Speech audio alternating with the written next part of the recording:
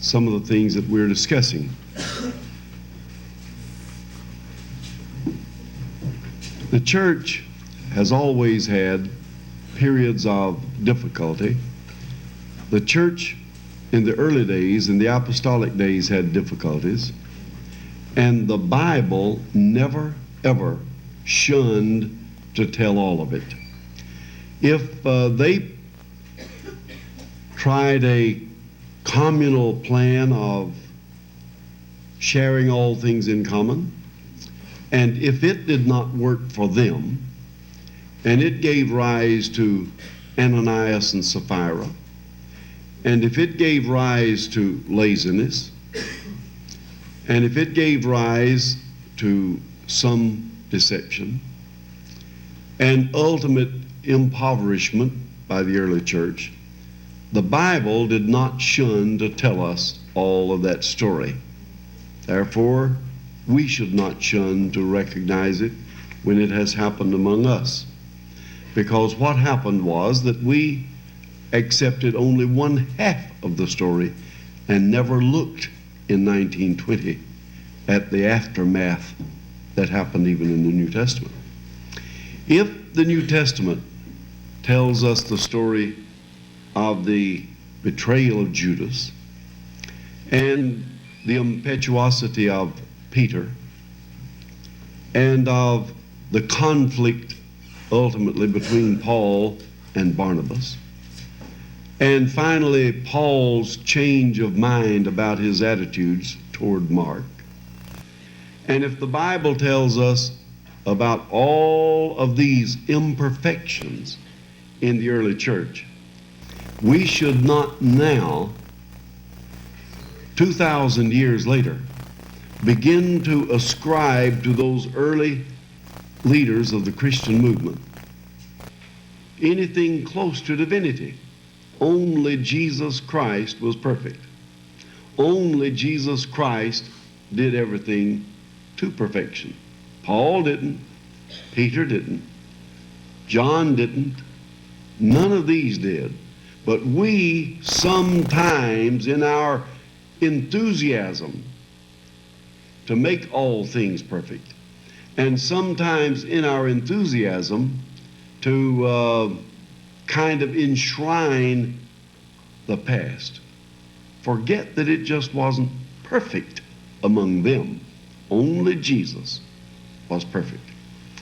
Then if the Bible does not shun to tell of these dark strands in the fabric of Christian history, we should not shun to look at the dark strands in the fabric of our history. Because George Santayana, a philosopher of keen historical insight, said once, "He who cannot remember the past is doomed to repeat it." If you cannot remember things of the past, then you go on doing the same mistakes again and again. And what makes us intelligent human beings is that we can remember the past. And we can use the imperfections of the past to correct the course of the future. Now, I'm nothing but a holiness preacher, that and that only. But I have a son who is a psychologist, and he understands the working of the human mind. So he has this son that I've mentioned to you before, and one day, one Christmas season, we always get together for Christmas, this young child kept attempting to touch the flame of the candle. And I, like any good grandfather, would move his hand away, or I would slide the candle away. And a little bit later, he would come in again. Once more, he would try to touch that candle flame. And once more, I, like any good grandfather, would move his hand away, or I'd move the candle away. Finally, Paul became a little bit annoyed with my grand paternal protectiveness of the child, he said, "Now, Daddy, he's going to touch the flame. He may have to wait till you're gone, but he will touch the flame." Said, "Why don't you just let him go ahead and do it? And then he'll never do it again." And then he came in and started to do it, and I, like any good grandfather, sat on my hands. And he reached and touched the flame, and wow, he snatched it back and began to cry. His father said, "Now, Brian, don't you cry. Your grandfather told you it would burn. I told you it would burn. You still were determined to see for yourself. You have seen, and it does burn. Don't you cry." And he shut up and has never touched another candle flame since that day. Now, if I had kept slapping his hand away every time, he'd still be grabbing at him. But he's an intelligent human being. Therefore, he remembers, hey, you touch a candle flame and it's going to burn you. And by remembering that, he doesn't do it again. It is by remembering what happens as a consequence to what we do that we do them again, or we do not do them again. He who cannot remember the past is doomed or condemned to repeat it. If you can't remember that there's a log lying here, you'll keep stumbling over that log forever. But sometime you've got to remember that it is there. Therefore, the time that I have dealt with this very dismal period of Church of God history is very important. And it is not important because you're trying to prove something now. We're long past that. But only that the Church of God can aim its sights for the future with the knowledge of what can happen. If it happened once, we need to be aware of that to make sure that it doesn't happen again. Now, last night we had looked at 7 contributing factors and influences to the rupture that occurred in the church. The first of these was the perpetual overseership of A.J. Tomlinson. Then second to that was the creation of a supreme council that would be able to handle any kind of malfeasance in office. With those 2 things set up, then we created a further stress by overwork. We allowed a man to become overtaxed and overburdened with responsibilities. And the human frame, holy as it may be, can only stand so much stress and strain. But in those days we didn't know that. In those days we didn't know that a Holy Ghost-filled person can actually crack up. But he can. We should have known it because the Lord called the disciples apart to rest so that they would keep their bodies in repair. But we didn't know it then. And we gave one man more responsibility than one human frame can really absorb. Then the church went deeply into debt.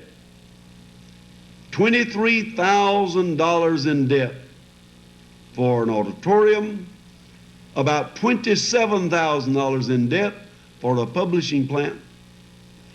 At a time the country was in deep recession and the economy was so deflated and employment was so high that we were not able to pay our bills.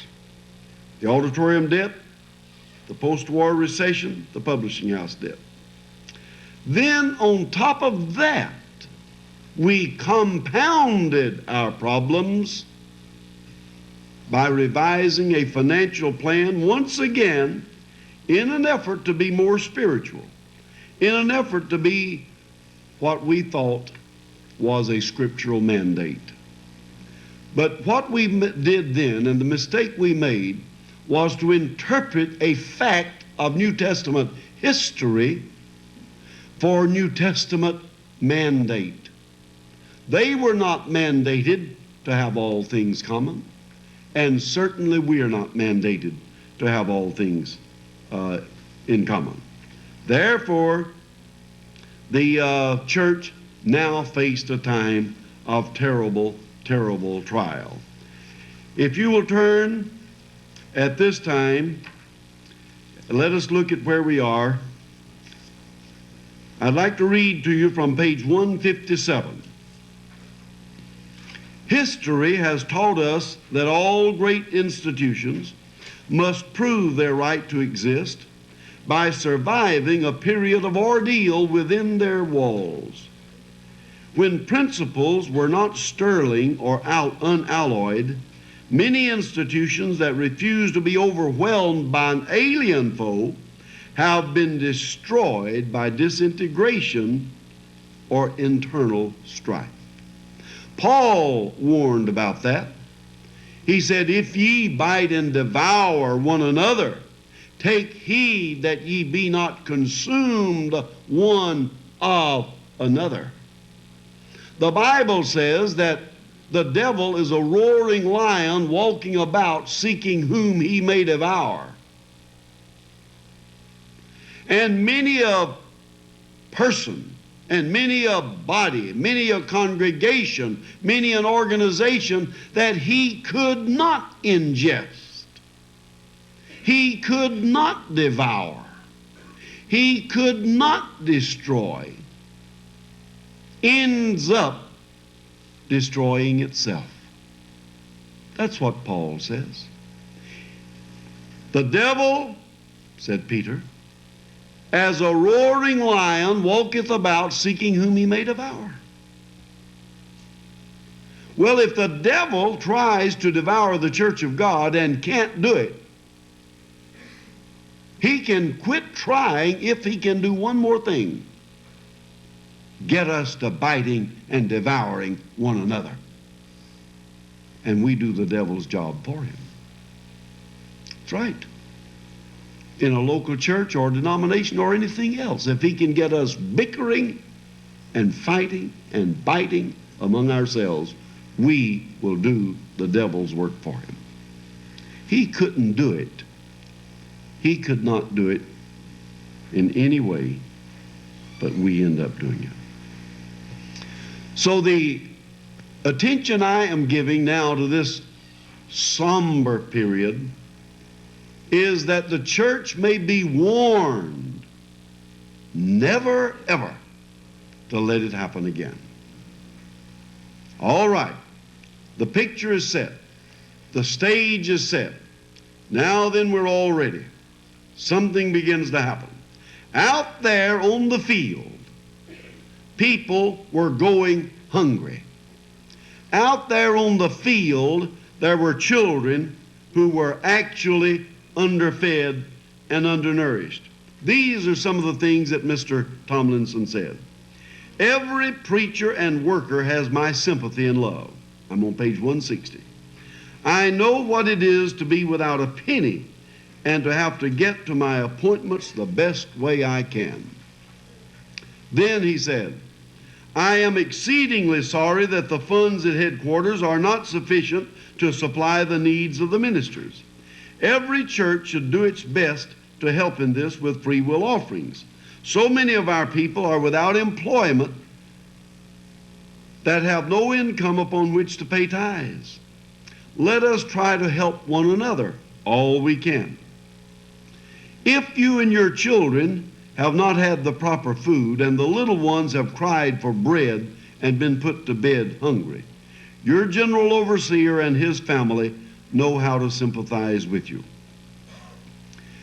Now, the tragedy is that with a new and revised financial plan, Mr. Tomlinson needed the skills of a financial genius. Every week, all of the money came in. And there it was. And those who worked at the general offices in those days, in fact, there was only one, and that was E.J. Bamer, other than the clerical help, have described to me in the course of my research how all the money would be put in a pile on the desk. Now, something happens. We come to the problem of misappropriation. Now, understand this very carefully. Misappropriation and embezzlement are totally different things. It has never been suggested that Mr. Tomlinson embezzled anything.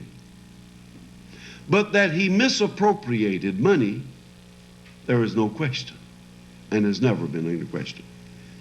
Misappropriation is taking monies intended for one purpose and using them for another purpose.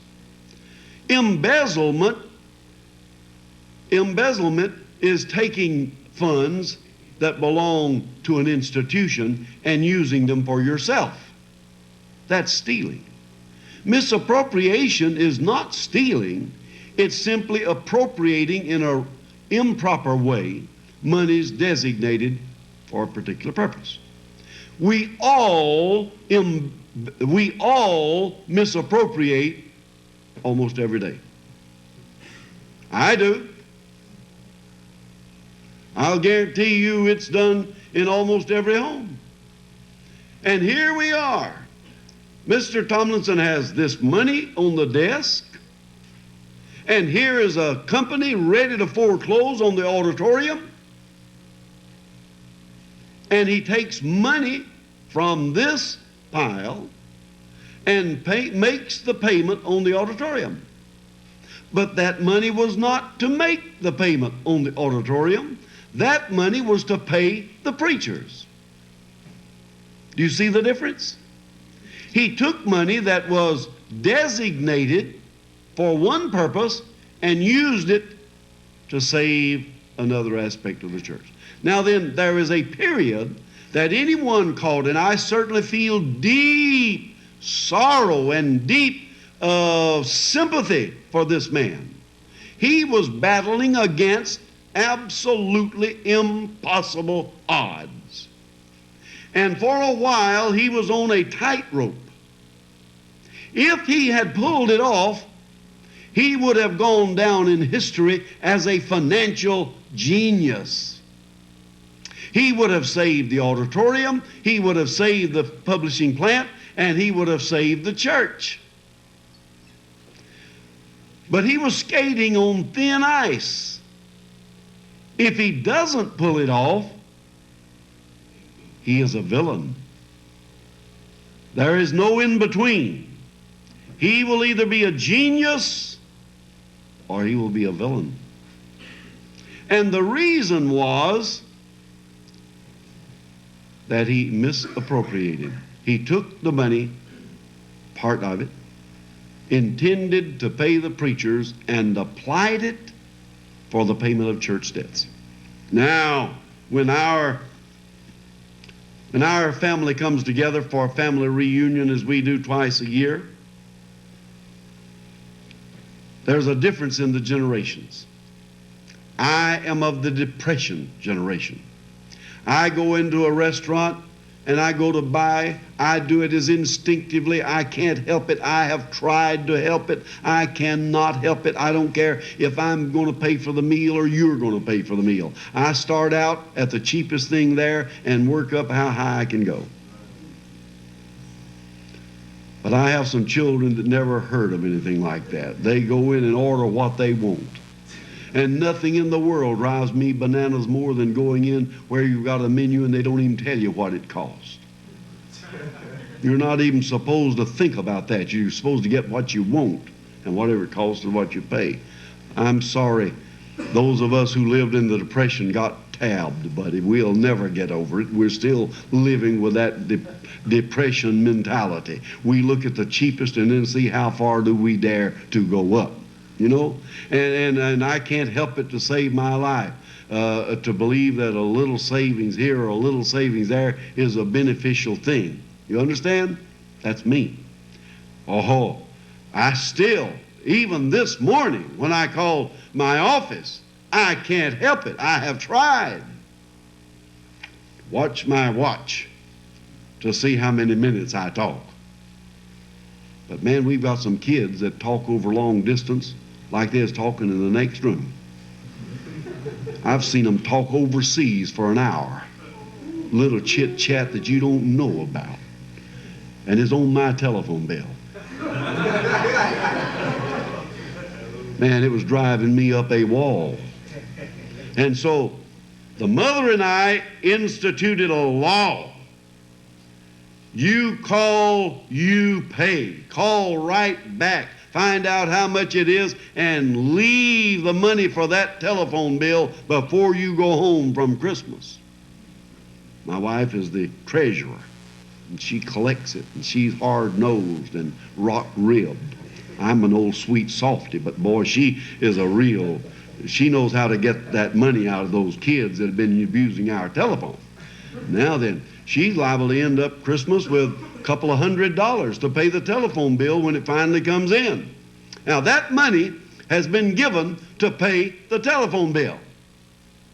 So here comes her preacher husband in. Honey, I need some money to buy some gas.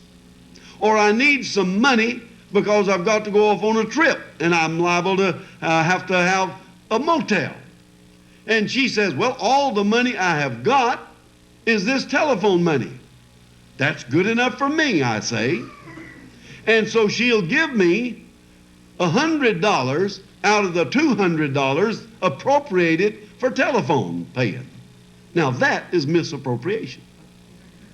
She misappropriates by taking telephone money to pay the motel bill.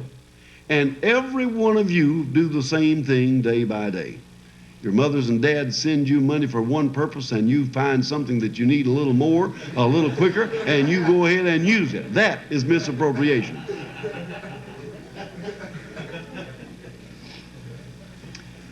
That's smart business. That's good business. Except for one thing. When the original bill comes due, you'd better have got some more money to pay it. You see, when the telephone bill comes, my wife doesn't say, oh, I'm sorry, but I don't have the money to pay the bill. I had to give my husband that, and it went to a motel. And it bought gas. Oh, I see. Okay, that's fine. Just forget the telephone bill. Never yet have I found a telephone company that'll do that. They let me know that that's your problem. All we want is our $200 for the telephone bill, or out comes your telephone. Do you see what I'm saying? Misappropriation is not bad. It can be even good business if there are other monies coming in to replace the original so that the original cause can be fully covered. Now then, if my wife takes the money, lets me have it and I use it, and then can't pay the telephone bill, we lose the telephone service. And a black mark goes up on our credit rating. That's what happened. He took money that was designated for the pay of the preachers and paid the payments on the auditorium and on the publishing plan. They were saved, those two institutions, but the ministry was lost because nothing came in to pay them. And when men are hungry and their children are crying for bread, no one yet is so Holy Ghost filled that he can blink at it and act as if it doesn't exist. So the church became riddled with discontent. Now, what should he have done? Number one, he should have abided by what the General Assembly had said. He should have had a 7-man committee doing the work and let them shoulder the responsibility. But he didn't. He did it alone. Number two, in times of stress like this, retreat. You remember this the rest of your life. Retreat into the safe confines of the law. You're driving along the highway and you're nudging up faster than you should be going, and you see a little car with a bubble on top of it. It's what you do if you're smart. You don't hesitate to show him a red light fast. Saw you, sir. I respect you. I fall right back in the line.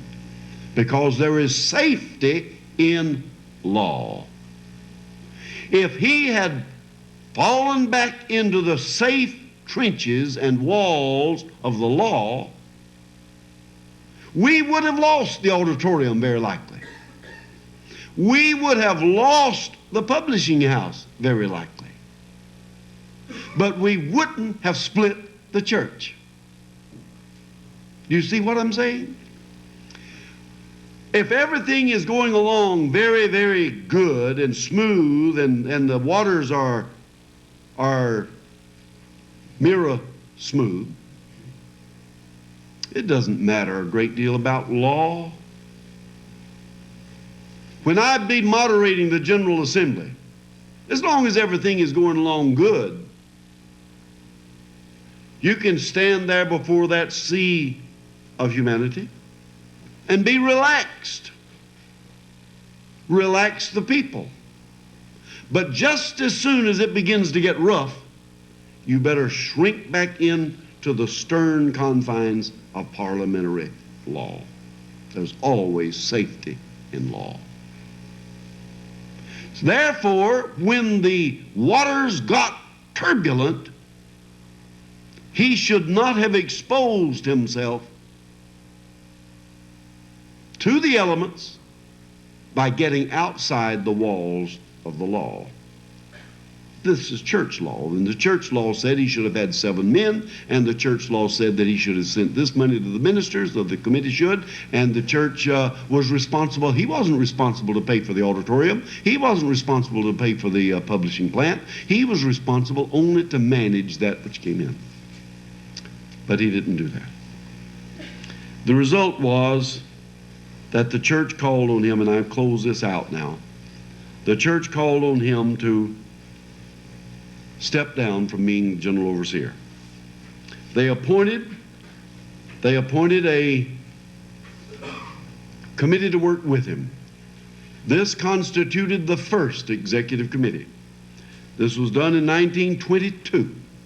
The first executive committee of the Church of God came into existence that year. They named the president of the school, superintendent of education, F.J. Lee, to work with him. They designated the editor and publisher, J.S. Llewellyn, to work with him. These 3 then would constitute the first executive committee. These 3 were to do the work. You find all of this recorded on page 172 and thereafter. But we'll not go on into that. When none of this worked, and Mr. Tomlinson was called upon to step down as being general overseer and accept another appointment, he felt threatened and challenged and would not do it. He moved over to another part of town, rallied his supporters behind him, and started another church. That church is now known as the Church of God of Prophecy. The Church of God has no quarrel with the Church of God of Prophecy. We are brothers. They speak at our functions, we at theirs. We make use of their facilities. They rent out our facilities for their assemblies. We have fine fellowship and good brotherhood. And it's always an unpleasant thing when you have to go through these somber times. But it's like the Civil War. It happened, and we need to look at the fact that it happened. And we need to know how to keep it from happening again. Now, can it happen again? No, I don't think so. I think we have enough understanding of the human psyche and the human frame now to let it happen again. I think we would keep that from happening. Let me see, I just turned past it. I might be able to find it back. I'm not sure. We'll try.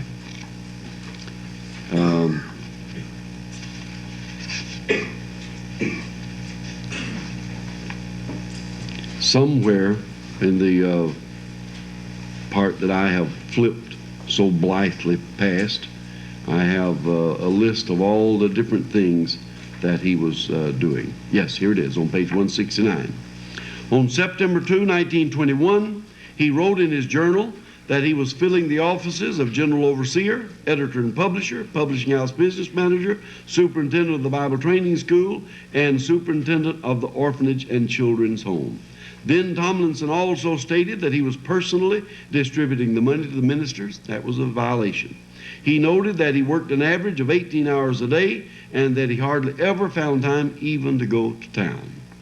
The Church of God erred in committing so much to one man. Tomlinson was a capable and willing leader, but subject to the common frailties of mankind. The church recognized his native powers and used them too much in too many places and too exclusively. This was unfair to Tomlinson and hazardous to the work of Christ, and that is a fact. Now, the church would have 5 years of real difficulty, and we'll try to mention nothing further about it because we have no accusations and no incriminations to bring against this man. There was elected to succeed A.J. Tomlinson a man that was a convert of A.J. Tomlinson. Turn to page 185. His name was Flavius Josephus Lee, F.J. Lee, one of the most pious and one of the most godly men ever to be brought into the Church of God. Now, you have to understand that at this time, the church was still in its young days. It still is not an old church, but it is ready now to really make its penetration into the world, and it will, as we're going to see very quickly now. But it must go through a 5-year period of restriction and restraint brought about by the difficulty that it has just survived. Now note that the church survived, first of all, the period of intense personal conflict, interpersonal conflict. But now then it has to go through a 5-year period of weathering the aftermath of all of that conflict. And the one man that was able to do it was the Abraham Lincoln of the Church of God, F.J. Lee. By all criteria, F.J. Lee was a man of spiritual magnanimity, moral rectitude, and mental facility. For 5 years, the Church of God reposed in him the oversight of the organization without apparent qualm or anxiety, even though the half-decade was fraught with handicaps unfair to the leadership of any man. Lee lacked the flair and luster of Tomlinson, but his serene temperament and quiet confidence in God, quiet by reason of its depth and certainty, were stabilizing influences that permeated the entire church. He was conspicuous as God's man, ordained for his work in his day. He was a steady helmsman in time of troubled seas. As I've told you before, and I mention again, F.J. Lee is the only man that served as general overseer that I did not know personally. A.J. Tomlinson was to survive him by many years, and in his late years I came to know Mr. Tomlinson. So all of my knowledge of F.J. Lee has had to be by means of his writings, by means of his family, by means of what he read. His widow, Sister Eva Lee, kindly gave to me the total of F.J. Lee's library. And I have given it since then to Lee College, and that is where it is now. And I was able to go through every book, so far as I was able to collect, that the man read or that the man was influenced by. He was a very meticulous scholar. He went as deeply as a self-educated man could into the Greek. He was a man that was by all means working upward always toward his self-improvement. He was a pastor of the Church of God in Cleveland. He was overseer of the Church of God in Florida. He was overseer of the church in Tennessee. All of this background that had come about since his being brought into the church in 1908, he came fully prepared and fully able now to take over the reins of the church. And the church found a good man. I have a lot of fun. You can't do that, so don't you get any heady notions and ideas. You've got to have been around a long time to be able to do this. But I do. I have a lot of fun.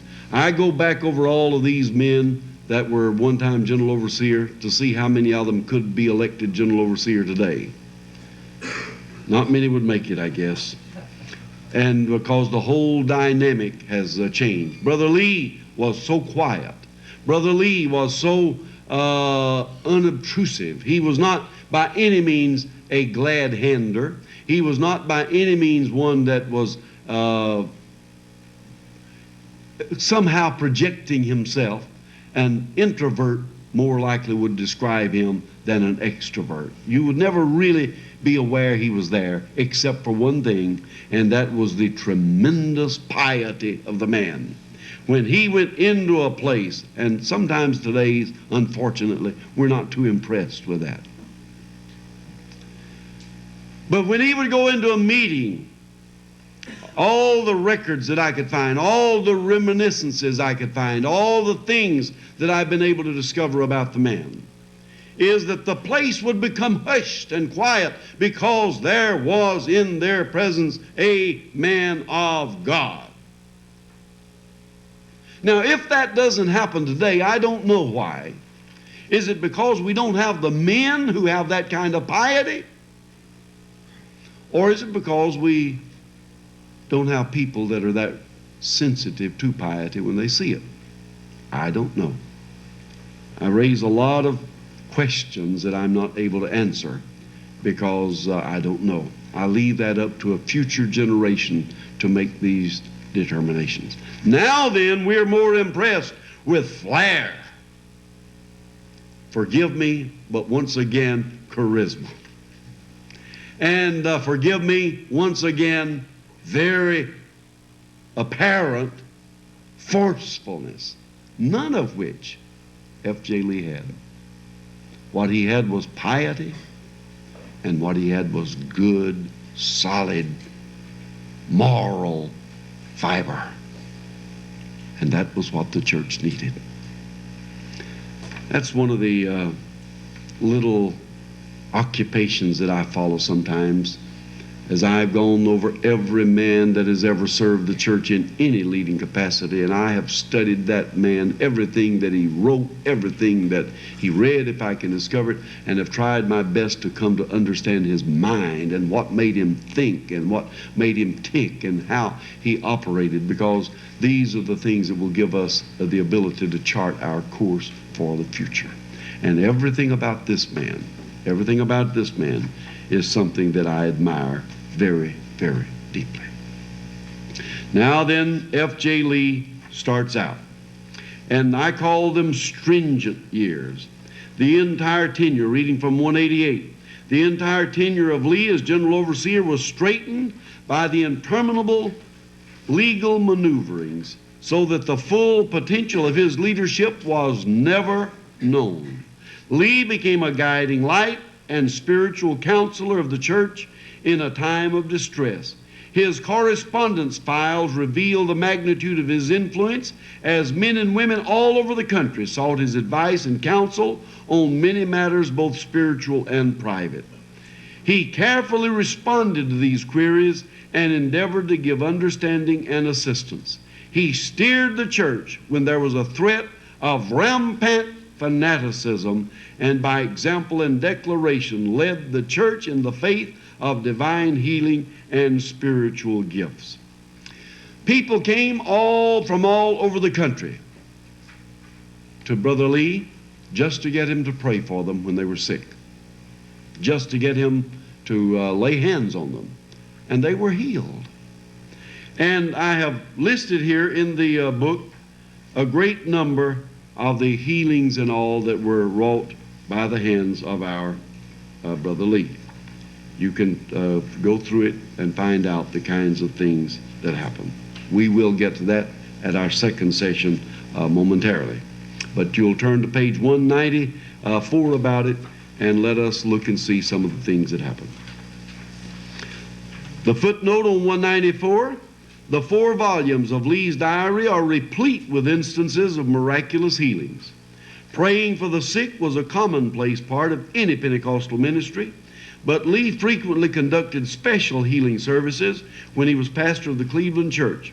A few entries from his diary show the frequency of this ministry. Had healing service tonight. We had a very good healing service at night. At night we had a very good healing service. This is healing, this is meeting night for healing, and so on and so on. He also followed the example of Mr. Tomlinson and kept a journal, called his a diary. Now I have in my possession the original diary of Brother Lee. And as I did with Mr. Tomlinson's diary, I recorded it every bit, both by voice and then by a typed copy of it.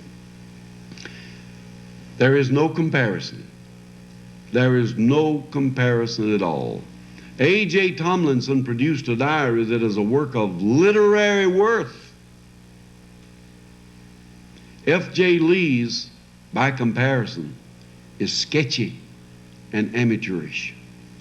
It has to have a great deal of flesh put on it. Not A.J. Tomlinson's. He spelled it out in meticulous detail what happened. And he gave graphic word pictures of what was going on. It's a delight just to read this man's literary work, his Journal of Happenings. Now then, by the influence of A.J. Tomlinson, Lee kept a diary, and we do have a day-by-day record of what happened.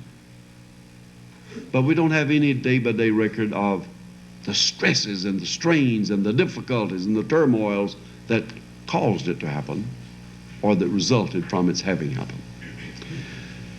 Other men did the same thing. I've been able to get the diaries of Carl M. Paget, M.P. Cross, and of Sam C. Perry, and of others who kept diaries in those early days.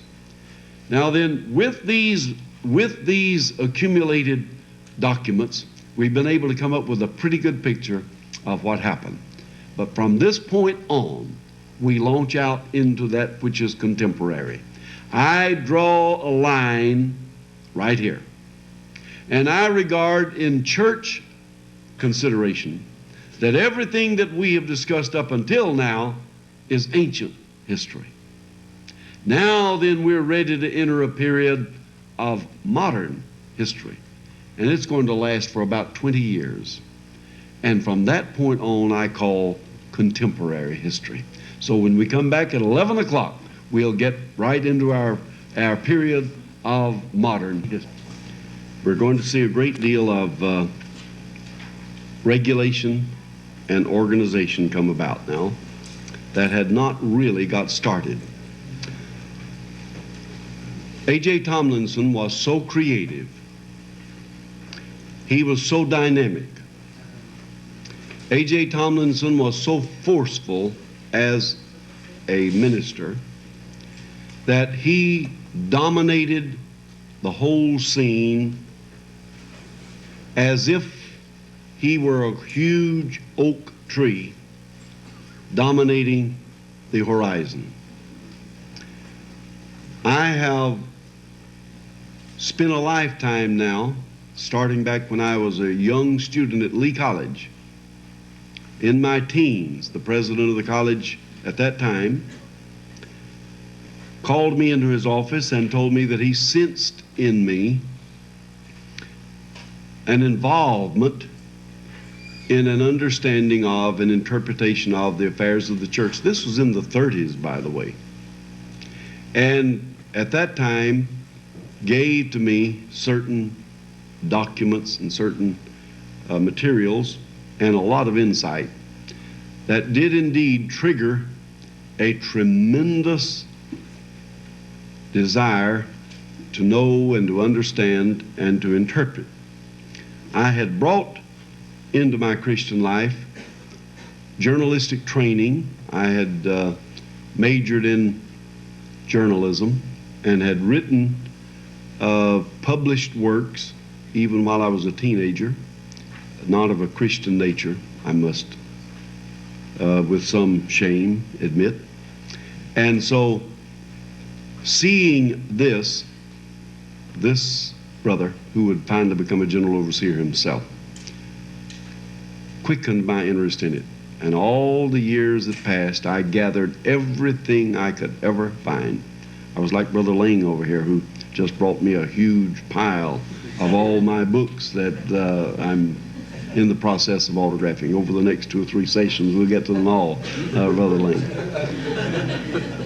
But I started doing that when I was a teenager, collecting everything I could find and everything that was available, hoarding them, keeping them, reading them, devouring them, and trying to assimilate them. And finally, when I was called upon to write the book, a great deal of the work was done.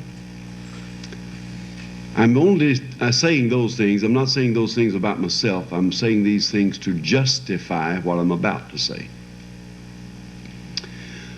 In my very sincere view,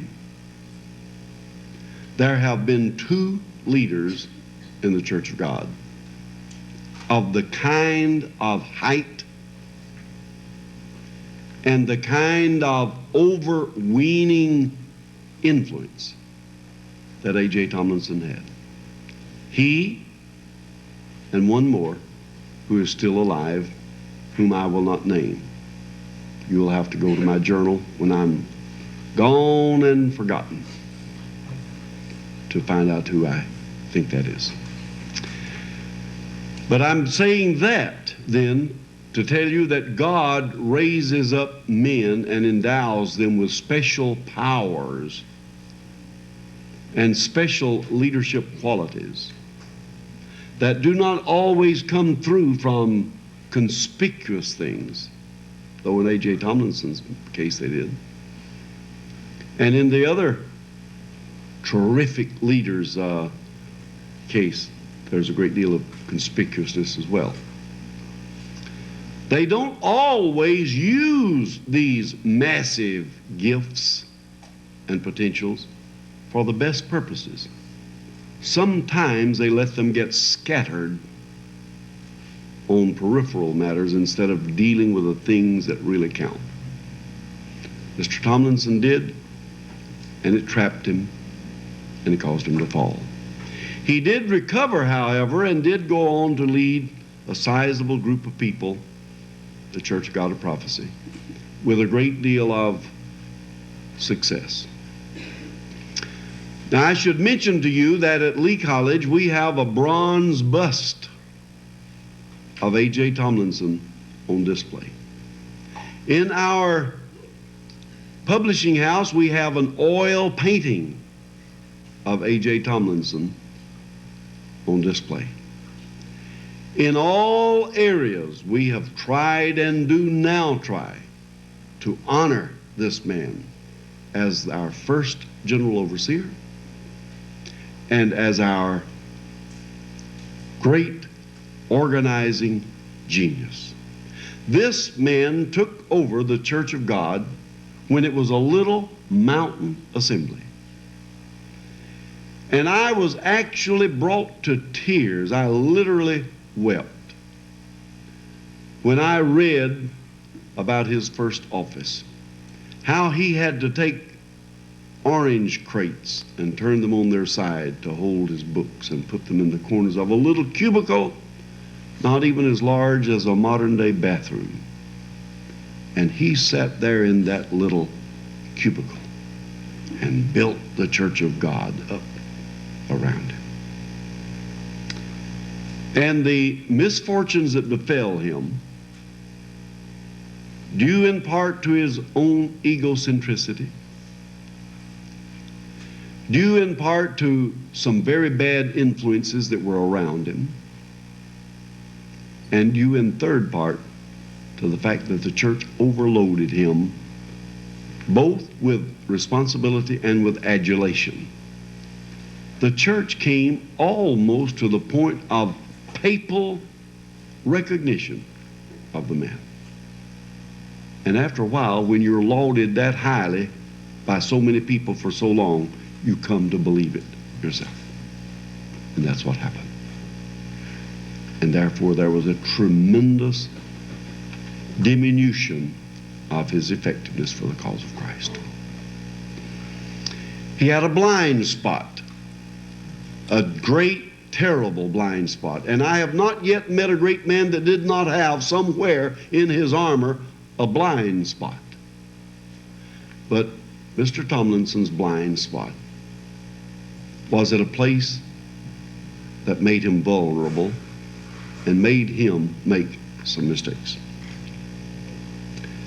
F.J. Lee I call a steady helmsman, because he was able to take the church over at that particular time when there had been widespread rift and schism in the Caribbean, where we had missionary works going then.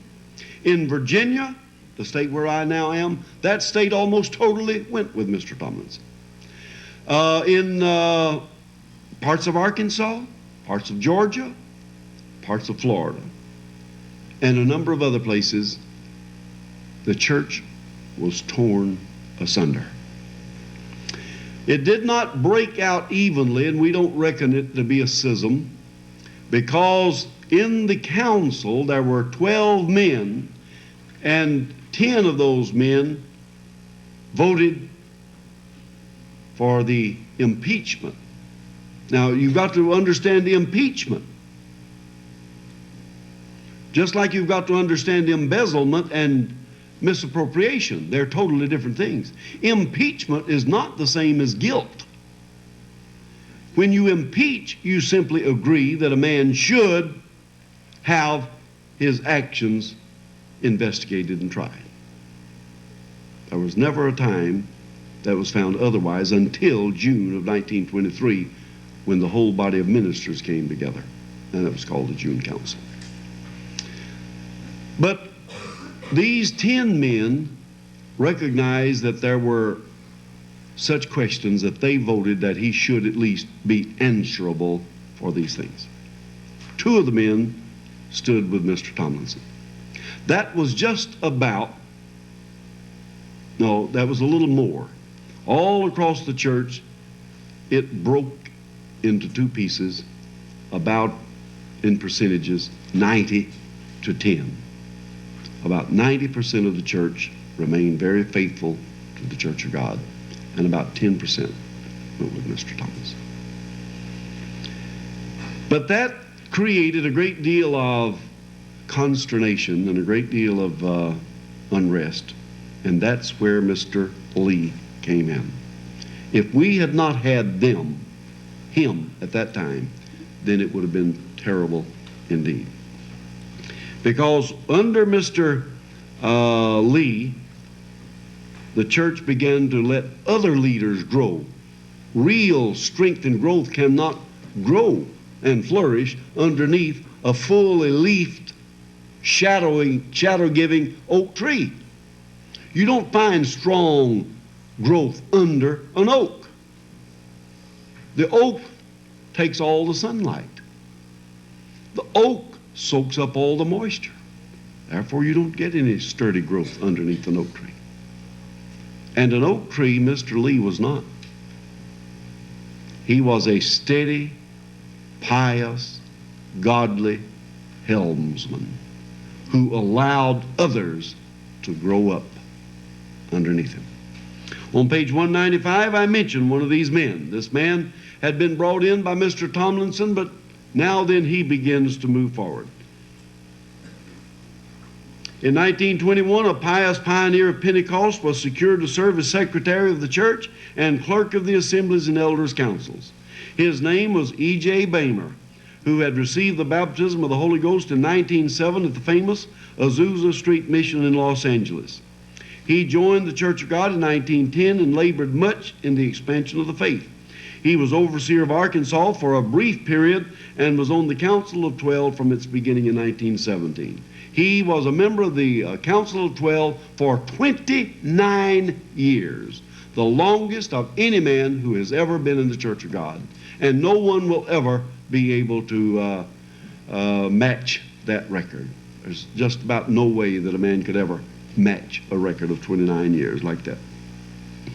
In 1924, well, let me go ahead. His presence in the church offices was a godsend, for he was endowed with spirituality and wisdom that paralleled that of Lee. E.J. Bamer stands today as one of the most pious men ever to come into the Church of God. In 1924, he was nominated by the Council of 12 and elected by the General Assembly, the same as the General Overseer, Editor and Publisher, and Superintendent of Education. He became the first General Secretary Treasurer. It was my good fortune, my happy fortune, in his late years to become very closely and intimately associated with E.J. Bamer. He and I traveled a lot together. He and I were together hour upon hour. And we discussed and went over, not while I was doing the book, long before that even came about, but just my sharing and absorbing and soaking up the understanding and the wisdom of this great man, E.J. Bamer. And it was from him that I learned a great deal about the mores and about the foibles of the church in those early days. A man that I learned to love immensely. There is nothing in the world so beautiful, and you young ministers remember this, nothing in the world more beautiful than an old minister and a young minister who become close friends. I had the good fortune in my early life to become such friend with two men. One was E.J. Bamer, and one was R.P. Johnson, in which I spent hours and hours and days with these men, just absorbing and basking in what they had to say. Paul was like that with Timothy. Peter was like that with Mark. All through the history of the church, it has been that a younger minister affixes himself to an older and gets all that he can of that man's spirit and understanding and knowledge. And very, very wasteful is the young man who has available to him someone of that character and does not take advantage of it. F.J. Lee had done the precise thing that I'm talking about with A.J. Tomlinson. He absorbed and he gained, and for years he was staunch in defense of anything and everything that A.J. Tomlinson did. But finally he came to see that there were such errors that he had and was one of the 10 who saw that something had to be done. Now then, it is tragic that this man, F.J. Lee, would have his entire ministry as overseer straightened by the difficulties that existed. So, turn with me, if you will, to page 197. The church has moved beyond the time of the conflict now. 1 year has passed, and Lee has guided like a steady helmsman. I mean, when the people came in for that General Assembly following this division, I mean, it was expected to be one more hassle. But at the end of it, on page 196, General Overseer Lee said, "Truly it was great. It was grand and glorious. It was immense. Over 2,000 were in attendance from other states in Tennessee, registered on the registration book. There was not the least jar or friction during the entire assembly. Hundreds went away more firmly settled for the Church of God, not to be moved by every wind of doctrine or craftiness of men. This truly is a turning point for good in the history of the Church of God." He was right. It was. There would come other stormy weather, but never again a full-scale hurricane in the history of the church. He held it steady in the midst of the storm. He went through the initial blast and then the eye and the final blast of a terrible hurricane that came. But now it's over, and we pass on beyond that. So these things begin to happen. Now we come to page, if you will look, 198. We're at 1926. You know, there's something very, very unusual about the Church of God. Let me tick it off to you, okay? You can always look for something very special to happen in the decade that ends with the 6. In 1886, the church was begun. In 1896, the Holy Ghost baptism. In 1906, the first General Assembly. In 1916, the creation of the Executive Committee. In 1926, we now then move toward boards and committees. We deepen our movement toward bureaucracy and toward the officialdom that we once didn't think we would have. In 1926, there was appointed a Board of Education composed of 5 men, whose duty it shall be to select a principal for the Bible training school, fix his compensation, and otherwise aid in the promotion of the general educational interest of the church. A third board initiated at this convention was a missions board of 5 members. The duties of the mission board, and I give those.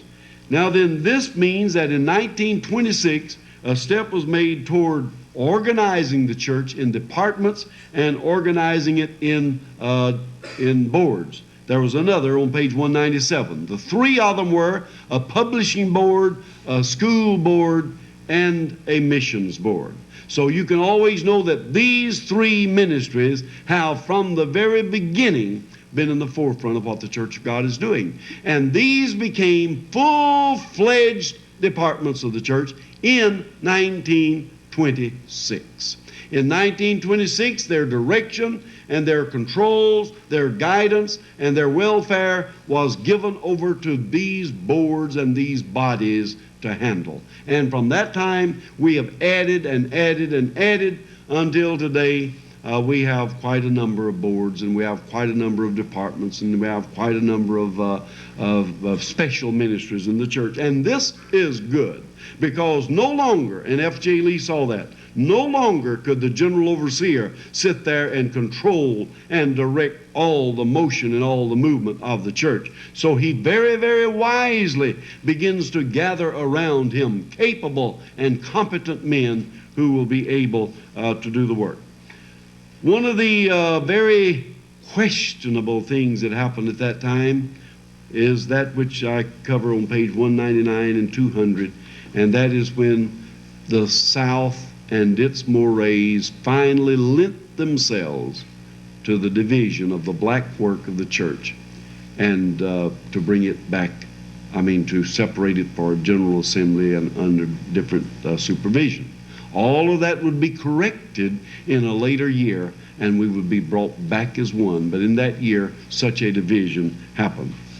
But now then, a new man appears. A new man appears, and this is very important.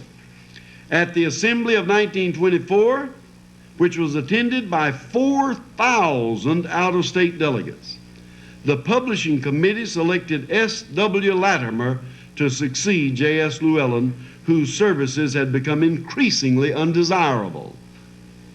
The gross receipts of the publishing house had decreased more than $8,000 during the 5 years Llewellyn served. And so Latimer was a native of Spring Place, Georgia. He had served as state overseer in Georgia and was pastor of the Cleveland church at the time he was selected to be editor and publisher. Now we come full circle at last. Here is this Georgian. Here is S.W. Latimer. Here is this old man, and he was an old man. And he begins to be a very, very close confidant and aide to F.J. Lee. We come now to the summer of 1928.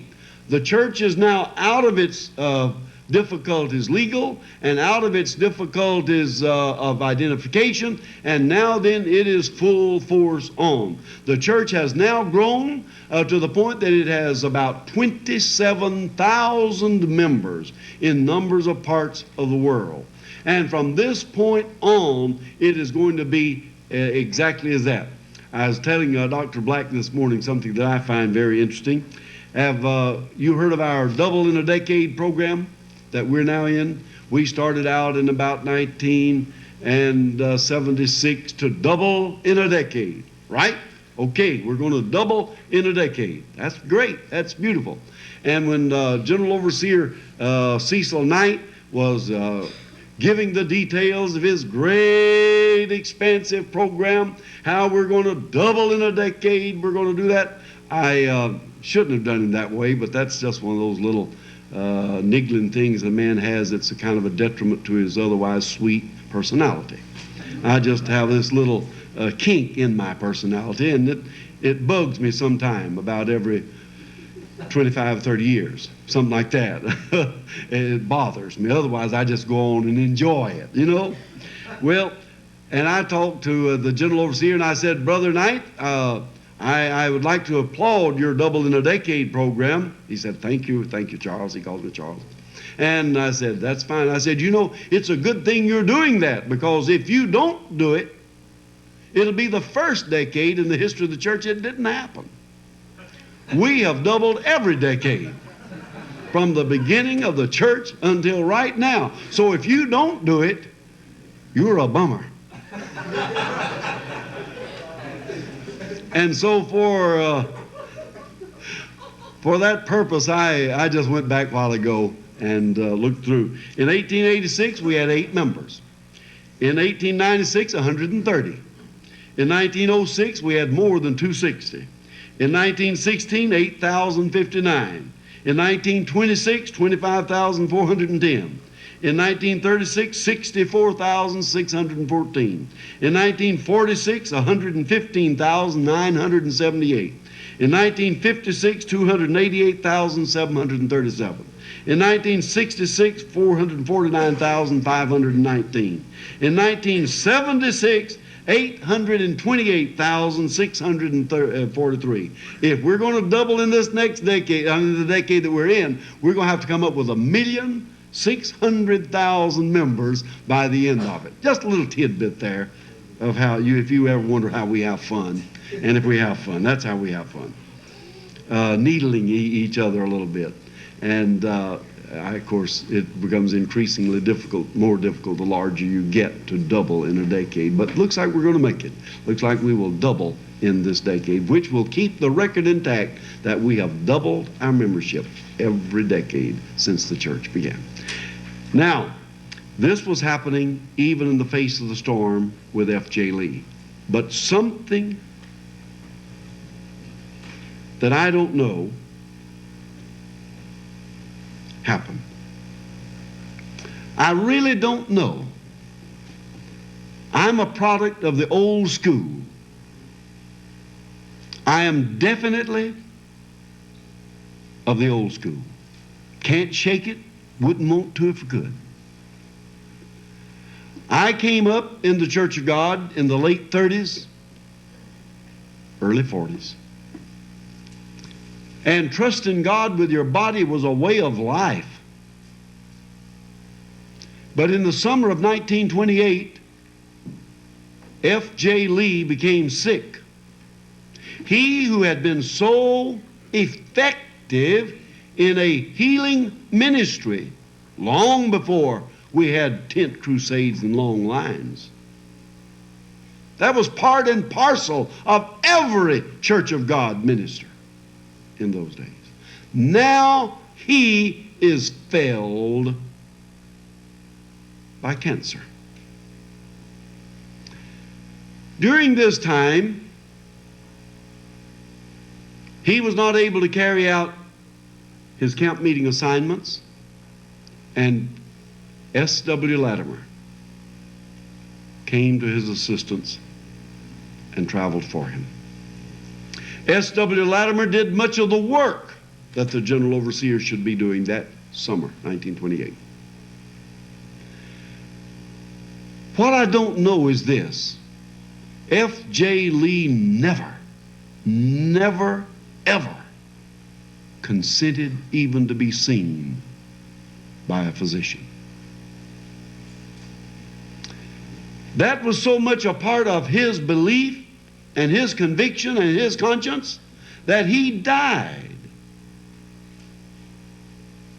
before he ever would see a physician. His widow died just a few years ago, and she would not see a physician.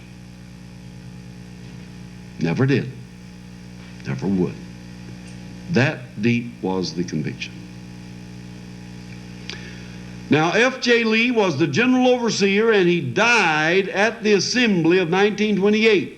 He didn't get to go to the meeting, but he died. And word came to the assembly that he was dead. He lived right near where the meeting was happening. And tonight we'll get to who was elected and what became of that. But what I want to talk to you now is this. I don't really know. I'll have to leave this up to another generation too. Now, there's some things I can't leave up to another generation. I have to go ahead and decide now. One is the direction of the church in many, many areas. But was it wise, and is it wise? I don't know. Edmund S. Stark would die in the 1930s in Angola, Africa, of malaria fever when he could have been helped. But he would not have a doctor. Others have done the same thing. They believe so strongly in trusting God with your body that that's what they did. Now then, we move on forward from that, and F.J. Lee was the first of several who would die on the executive committee. And I happened to be present at and witness to the others who died. A number of years later, after F.J. Lee's death, the first assistant general overseer would die in office of cancer. He was A.M. Phillips. A.M. Phillips and I lived next door to each other, and I had to do what Latimer had done for Lee. I had to double up all during the fall of 1962 and do the work for two men. I was overseas in Germany at the servicemen's retreat. When I got home, I learned that he was fatally ill, and I sat with him and held his hand and read the Bible to him and talked with him up to the very minute of his death. He died on Christmas Eve. This is A.M. Phillips now, not F.J. Lee. And I watched him die. And in still a later time, R. Leonard Carroll, General Overseer, would die of a heart attack while he was general overseer. Now, the fact that the Church of God has had 3 men in their highest positions to die, 2 as general overseer, and 1 as assistant general overseer, first assistant general overseer, shows that God does not make us immune to the common frailties of man. And it bothers me greatly, let me tell you now, and I'm not here to teach on this. Sometimes I wish I were. Like right now. Wish I could launch out on another thing right now and go ahead with it.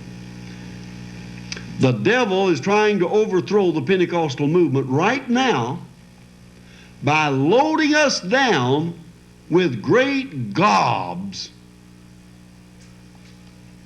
of heretical seed.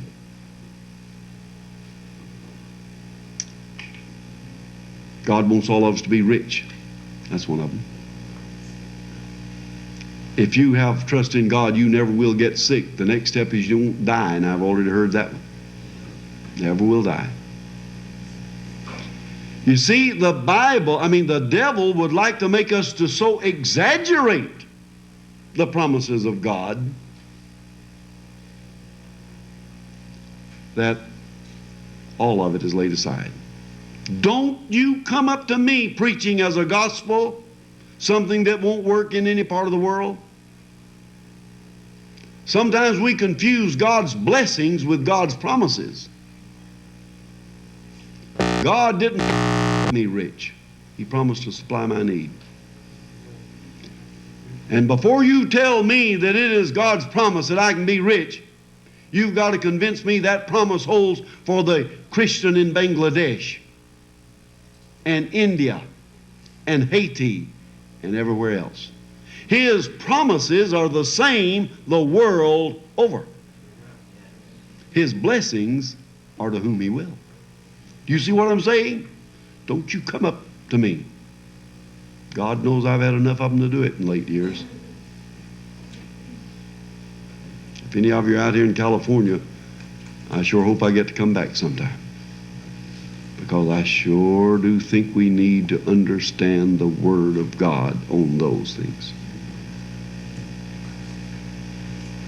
You see, one thing you've got to realize is that the Lord never, ever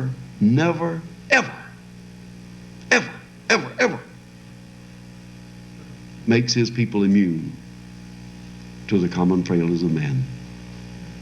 And the most graphic description we have of it is Paul's talking about the ministry. He said, we have this treasure. The treasure is the gospel in earthen vessels. He didn't say gilded vessels. He didn't say even precious vessels. He didn't say bejeweled vessels, but earthen vessels, common earthen vessels. And an earthen vessel will crack. It'll crumple, it'll crush. It'll melt into dust. The only precious thing about us is the treasure that's in us. Hallelujah. He never makes me immune to that. I can get sick just like anybody else. I can tire out just like anybody else. A.J. Tomlinson got so overworked and overwrought that happened. F.J. Lee became ill and he died. He who had been used so wonderfully of the Lord in divine healing. I used to wonder how long we're going to have to struggle against the devil. And I got my answer on Christmas Eve Day, 1962. I went into the room where A.M. Phillips was, I who lived next door to him, I who was his buddy, his friend. He sat there in a coma. He didn't even know that we were present. 3 of us were there, the executive committee around him. Wade Horton, Raymond Spain, and I. And his son-in-law, Cecil Giles. After a while, Brother Phillips became awake, and he saw that we were there, and he said, "Oh, brethren," said, "I'm so glad you're here." He said, "The devil has been after me all day, telling me that I have lost my glory and am losing my mind." And then he said, "But that is not true. I have not lost my glory, and I am not losing my mind." The Holy Ghost came upon him, and he began to speak with tongues. And it just rolled and rolled and rolled out of that little old thin, emaciated body. And when it did, we eased him back onto the bed. He closed his eyes and died. Just like that. The first assistant general overseer of the Church of God. Now, when I came into the church, I had to state whether I trusted God, in those words, with my own body and my family's. I don't know. Which way are we going? Should we hold it back that way? Or should we come into the 20th century and live with life like we have it? I don't know. I'll tell you one more and then we close, okay? But I feel that I should. Our daughter, our eldest daughter, was stricken with cancer. Sarah had had a long, hard struggle toward sainthood. She had faltered. Well, I tried to sum it up in these words. Within a wood I chanced to see a wounded bird beneath its tree, and as it fluttered seeking rest, I pressed it gently to my breast. I took the fledgling home with me, far beyond its woodland tree. Although I nursed it through the spring, my sparrow kept her wounded wing. She never soared upon the breeze or sailed the skies abandoned free. She never flew, but she could sing, and oh, how she did sing. One day I watched her test the sky and for a moment sail on high. Her feeble flight then faltered, failed, because her wings were fragile, frail. I watched her tumble from the sky. I watched my sparrow sink and die. Now in some distant paradise, my lovely bird at last doth rise on mended wing into the air to lift her lovely music there. And deep inside my glad heart cries, she flies, at last she flies. And I held her hand, was holding her hand at the moment she died. And I heard her say, "Oh, Daddy, listen to the music." And I said, "Do you hear music, sweetheart?" And she said, "Oh, yes, Daddy." I said, "Oh, there they are, Daddy. It's the angels and they're singing." And then she squealed out and said, "There he is, Daddy. That's him. That's Jesus. That's Jesus." And she burst into a paean of praise and glory. "I love you, Jesus. I love you, Jesus. I love you, Jesus. I love you, Jesus." And for 10 minutes that she never said other words than that, until I could not take it anymore.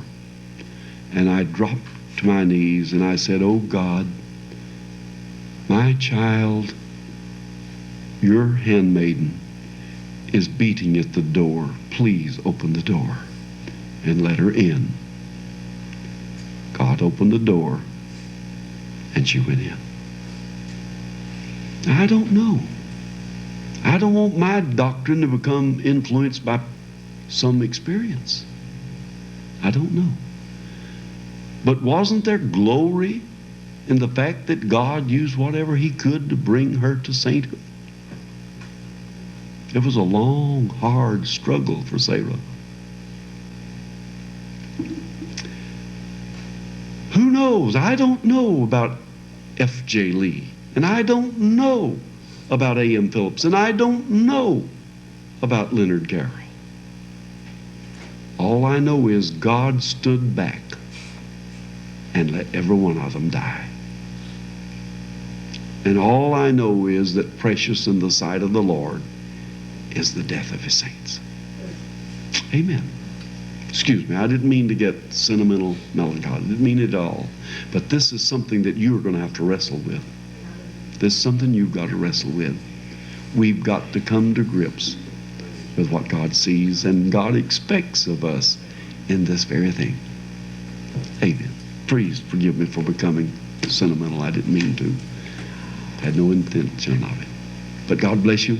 I'll see you at 7 o'clock, and then we're going to get into some of the more glorious parts of